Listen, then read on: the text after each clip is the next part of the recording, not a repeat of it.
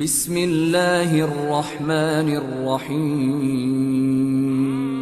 مخلوق کوئی بھی عمل کر لے، دنیا حاصل کرنے کے لیے کرے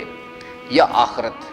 تدبیر ایک مقام پہ جا کے ختم ہو جاتی، آگے تمام امور اللہ کے ہاتھ میں ہے۔ اسے تدبیر اور تقدیر کہتے ہیں، یعنی اس عمل کو قبول کرنا اللہ کے ہاتھ میں ہے، اس کے پاس اختیار ہے کب قبول کرے یا نہ کرے۔ قبول کرنے کے بعد نتیجہ خیز کرنا، یعنی اس کو ثواب میں کنورٹ کرنا، یہ اللہ تعالیٰ کی مرضی ہے، اسے نتیجہ خیز کرنا۔ اس جو نتیجہ برآمد ہو اس کو میرے لیے خیر و برکت کا موجب قرار دینا۔ ایک آدمی کہتا ہے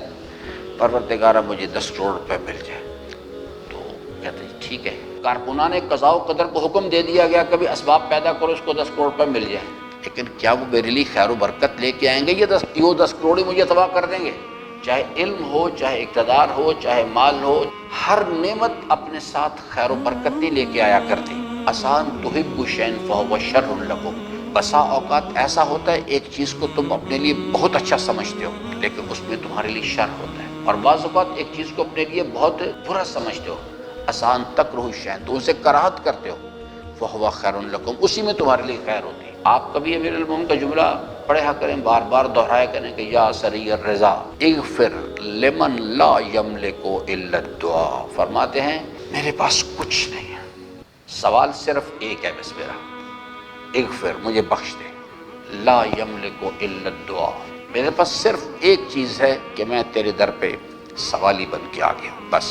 اس کے علاوہ میرے پاس کچھ نہیں۔ کیونکہ امیر المومنین اس بات کو اچھی طرح سمجھتے تھے کہ ضربت علی فی یوم الخندق افضل من عبادت الثقلین، ہر جہاز عزو سب کچھ اس کی مہربانی کر رہے تھے، یہ شوق، یہ ولولے، یہ آرزویں، سب کچھ اس کے دیے ہوئے، جو حضرت ایوب علیہ السلام سے اللہ تعالیٰ نے مخاطب ہو کے فرمایا نا، جب ایوب علیہ السلام نے کہا کہ میرے مالک میں کب تک صبر کروں، یعنی صبر کے عمل کو اپنا کمال جانا، صبر کیا اور کہا کہ میں کب تک صبر کروں گا، تو کہا کہ ایوب تو میرے محضر میں کس صبر کا ذکر کر رہا ہے؟ تو نے کبھی غور نہیں کیا اس بات پہ کہ تجھے توفیق صبر کس نے دی ہوئی ہے؟ اسی واسطے امیر المومنین چونکہ محرم راز ہے،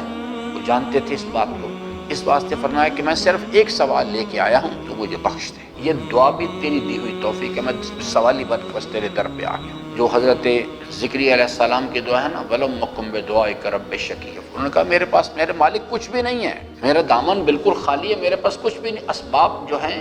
ظاہری طور پر ان میں صلاحیت ہی نہیں اس چیز کی کہ مجھے بیٹا پیدا ہو، لیکن میرے دل میں آرزو ہے کہ مجھے ایک بیٹا عطا کیا جائے۔ کس پر امید ہے؟ تیری رحمت پہ امید ہے، تیری قدرت کا یقین ہے۔ آج تک کبھی ایسا نہیں ہوا کہ میں سوال لے کے تیرے در پہ آیا ہوں تو مجھے خالی ہاتھ واپس کر دیا، میرے پاس قدرت نہیں، میرے امکانات نہیں ہیں، لیکن تیری قدرت میں تو کوئی فَإِنَّكَ فَعَالٌ لِمَا تَشَاءُ، تو جو چاہتا ہے سو کرتا ہے، تو اسباب کا محتاج نہیں ہے، تو خالق الاسباب ذات ہے۔